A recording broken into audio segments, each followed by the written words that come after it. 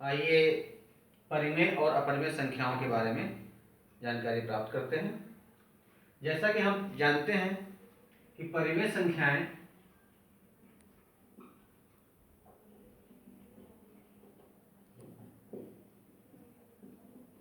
वे संख्याएं होती हैं जिनको हम p/q के रूप में लिख सकते हैं।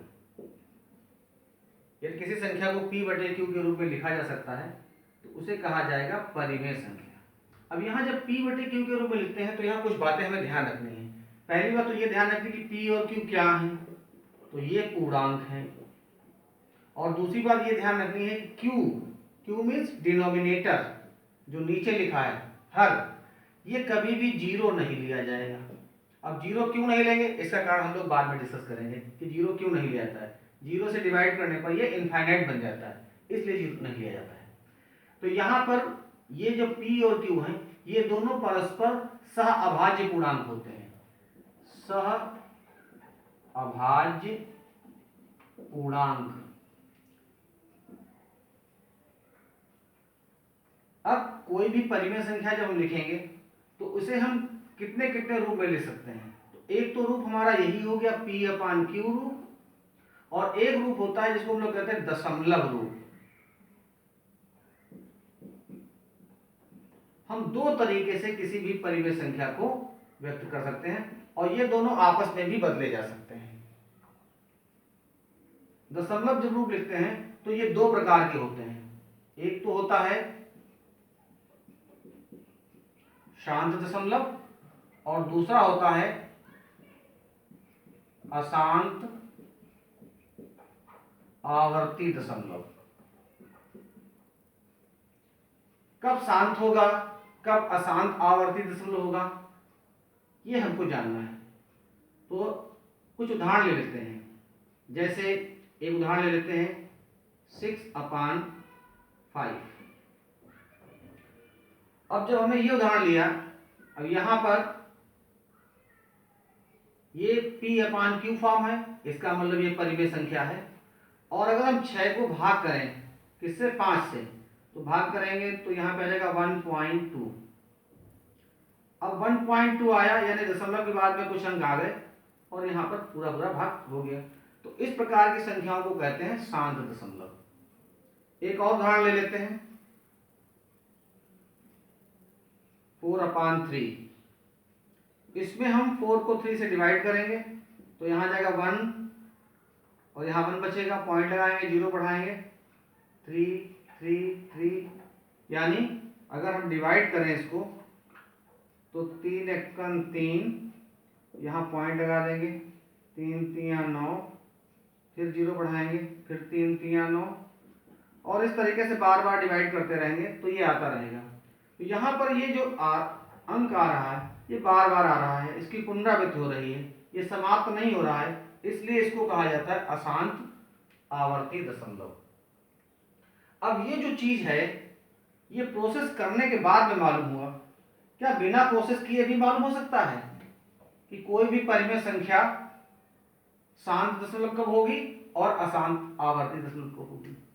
तो ये बहुत आसान है। देखिए ये दोनों परिमेय संख्याएं हैं, हमें देखना क्या है, हमें इसका हर देखना है, डिनोमिनेटर। अगर किसी भी संख्या का डिनोमिनेटर, सबसे पहले तो हमें यह ध्यान देना है इसको इस तरीके से लिख लेना है, यानी न्यूनतम पदों के रूप में लिख लेंगे। कोई भी परिमेय संख्या होगी तो उसे न्यूनतम पदों के रूप में लिखें। सबसे पहले ये काम करेंगे, और न्यूनतम पदों में लिखने का तरीका यह है कि इसके अभाज्य गुणनखंड करिए और हर के भी अभाज्य गुणनखंड करिए, और जो उभयनिष्ठ गुणनखंड हो उनको काट दें, जो शेष बचेगा वो आपका न्यूनतम पदों में हो जाएगा। न्यूनतम पदों में होने की पहचान भी ये होती है कि अगर इनका मासा निकालेंगे तो 1 आएगा। तो अगर इनका मासा 1 आ रहा है इसका मतलब ये न्यूनतम पदों में है। अब आपको ये देखना है कि हर, अगर हर का गुणनखंड में, इसके गुणनखंड में कोई भी संख्या हम लिख रहे हैं p/q, और इसके जो गुणनखंड करें हर q, इसके गुणनखंड में 2 आ जाए या 5 आ जाए, और या 2 और 5 यही आए केवल, केवल हमको यही मिले।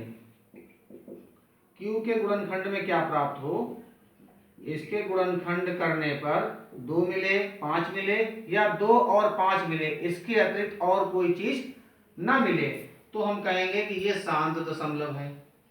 यदि यहाँ q का गुणनखंड करें और 2, 5 के अलावा इनके अतिरिक्त और कोई संख्या यहाँ पर आ जाए तो वो संख्या हमेशा होती है अशांत आवर्ती दशमलव।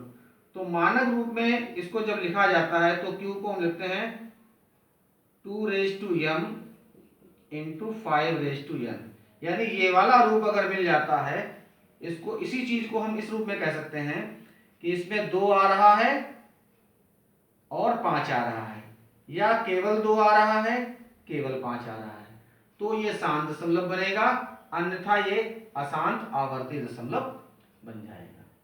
तो कोई भी संख्या शांत दशमलव है, यहां लिखते हैं उदाहरण 1.375। अब इसको देखकर आप बता सकते हैं कि ये शांत दशमलव है या अशांत दशमलव है। तो दशमलव के बाद में अंकों की संख्या निश्चित है, इसलिए ये शांत दशमलव है। यदि इसी को हम इस तरीके से लिख देते हैं 1.373737, अब आप यहां देखेंगे 373737, इसकी बार बार पुनरावृत्ति हो रही है, तो इसलिए इस संख्या को कहा जाएगा अशांत आवर्ती दशमलव। तो ये दोनों संख्याएं परिमेय हैं, ये भी परिमेय संख्या है और ये दूसरी वाली भी परिमेय संख्या है, लेकिन दोनों के रूप अलग अलग हैं। ये शांत दशमलव है और ये दूसरी संख्या जो है ये अशांत आवर्ती दशमलव है। आइए अब अपरिमेय संख्याएं सीखते हैं। अपरिमेय संख्या क्या होती है?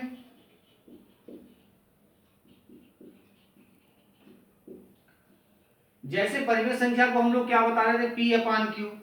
अगर किसी संख्या को हम p/q के रूप में ना लिख पाए, इस रूप में ना लिख पाए, तो ऐसी संख्या को कहा जाता है अपरिमेय संख्या। कोई भी संख्या p/q के रूप में नहीं लिखी जा सकती है तो वो संख्या बन जाती है हमेशा अपरिमेय संख्या। अपरिमेय संख्या मोटे तौर पे 2 प्रकार से मिलती हैं। एक तो हमें मिलती है जैसे हम √2 लिखते हैं, √3 लिख दें, या √3 लिख दें, √4 लिख दें। इस तरीके की संख्याएं जो हैं, जिनको जब हम हल करते हैं तो पूरा पूरा मान नहीं प्राप्त होता है। एक पाई भी होती है अपरिमेय संख्या। इन संख्याओं के जब मान निकालेंगे, 2 का हम वर्गमूल ज्ञात करेंगे, तो इसका पूरा पूरा मान कभी भी प्राप्त नहीं होगा, इसका भी पूरा पूरा मान कभी प्राप्त नहीं होता है। तो ये सारी संख्याएं हमारी इस रूप में नहीं आ पाती हैं, इसलिए इनको कहा जाता है अपरिमेय संख्या। तो ये तो इनका एक रूप हो गया। एक दूसरा रूप है जो कहलाता है दशमलव रूप।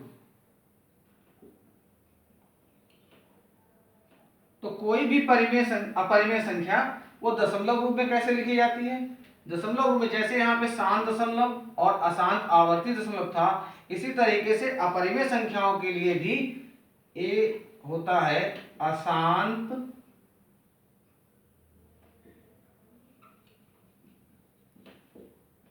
अनावर्ती दशमलव।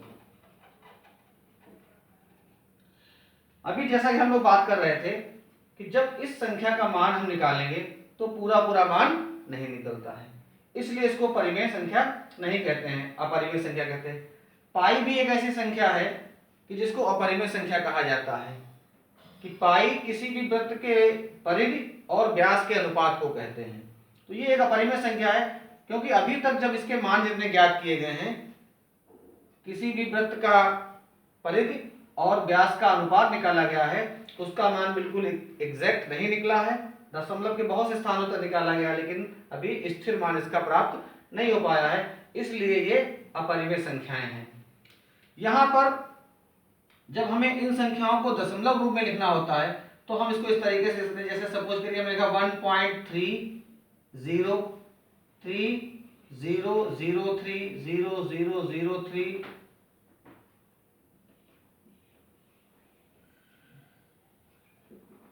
अब देखिए यहां पर अंकों की पुनरावृत्ति नहीं हो रही। यहां पर 0 एक बार आ रहा है, यहां 2 बार आ रहा है, यहां 3 बार आ रहा है, यहां 4 बार आ रहा है, अर्थात निरंतर बदल रहे हैं। अच्छा, ये भी आवश्यक नहीं है कि यहाँ 0 ही आए, अंक कोई भी आ सकता है। यहाँ 3 आ गया, 1 आ गया, 2 आ गया, 5 7 5 2 1 2 9 4 1 2, और इस तरीके से अंक अगर बदलते रहें बार बार, कोई निश्चित अंक नहीं आ रहा है, अंक बार बार बदल रहे हैं, उनकी अनावृत है, अनावृत्ति माने उनकी पुनः पुनः आवृत्ति नहीं हो रही है, वही अंक रिपीट नहीं कर रहे हैं, तो ऐसी अवस्था में इन संख्याओं को हम लोग कहते हैं अशांत अनावर्ती दशमलव, और ये संख्याएं जो होती हैं ये होती हैं अपरिमेय संख्याएं।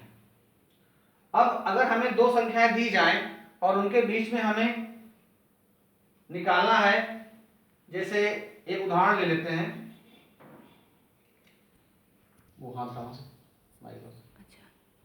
आइए एक उदाहरण लेते हैं, 1/4 और 1/2, ये दोनों परिमेय संख्याएं हैं और इनके मध्य हम परिमेय और अपरिमेय संख्याएं ज्ञात कर सकते हैं। देखिए कैसे ज्ञात करते हैं। 1/4 है, अब 1 को हम 4 से डिवाइड करेंगे तो हमारे पास है 0.25, और 1/2 है तो 1 को हम 2 से डिवाइड करेंगे तो आ जाएगा 0.5। यहाँ पॉइंट के बाद में 2 डिजिट है, यहाँ पर 1 है, तो हम यहाँ क्या करें, 1 डिजिट और बढ़ा देंगे। अब देखिए आप इनके मध्य में आप जितनी परिमेय संख्याएं चाहते हो वो परिमेय निकल आएंगी, और जितनी अपरिमेय संख्याएं चाहते हो वो भी निकल आएंगी। कैसे निकलेंगी, तो देखिए पहले परिमेय निकाल लेते हैं। तो ये मोटे तौर पे अगर हम दशमलव ना पढ़ें तो केवल ऐसे पढ़ें तो 25 है, यहाँ 50 है, तो हम 26 से लेकर 49 तक संख्याएं ले सकते हैं।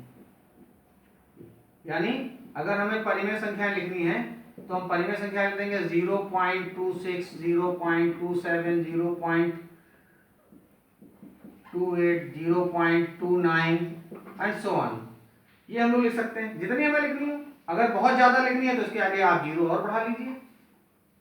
अब यहाँ पे कितना हो गया, 250 500, तो यहाँ पे लिखेंगे तो 251 252 253 254 एंड सो ऑन। तो जितनी आपको लिखनी है उस तरीके से आप कर सकते हैं। फिलहाल यहाँ पे हम इस तरीके से परिमेय संख्या लिख सकते हैं। यदि हमें अपरिमेय संख्या लिखनी है तो कैसे लिखेंगे, अपरिमेय संख्याओं के लिए देखिए इनके मध्य में कोई संख्या लीजिए, ये अगर पॉइंट को ना पढ़ें तो 25 है और ये 50 है, तो 25 और 50 के मध्य में क्या आ जाएगा, 26 27, ये बहुत संख्या हमने लिखी है। 26 लिख लिया, अब 06 006 0006, अब ये संख्या जो हमें प्राप्त हो रही है ये कैसी संख्या है, अशांत अनावर्ती दशमलव है, और इसलिए इसको हम कहेंगे अपरिमेय संख्या। ये संख्या है शांत दशमलव है और इसलिए इसको कहेंगे हम लोग परिमेय संख्या। इसी तरीके से यदि हमें और अपरिमेय संख्या निकालनी है तो हम 27 को लिख लेंगे, 28 को लिख लेंगे, 29 को लिख लेंगे, और उनको भी इसी रूप में लिखकर हम बहुत सी संख्याएं परिमेय और अपरिमेय संख्याओं को प्राप्त कर सकते हैं। इस प्रकार से हम परिमेय और अपरिमेय संख्याओं के प्रश्नों को हल करेंगे, और आप प्रश्नों को हल करिए। यदि कोई समस्या हो तो आप उसको कमेंट में लिखिए, जिसका जवाब देने की मैं प्रयास करूंगा। बहुत बहुत धन्यवाद।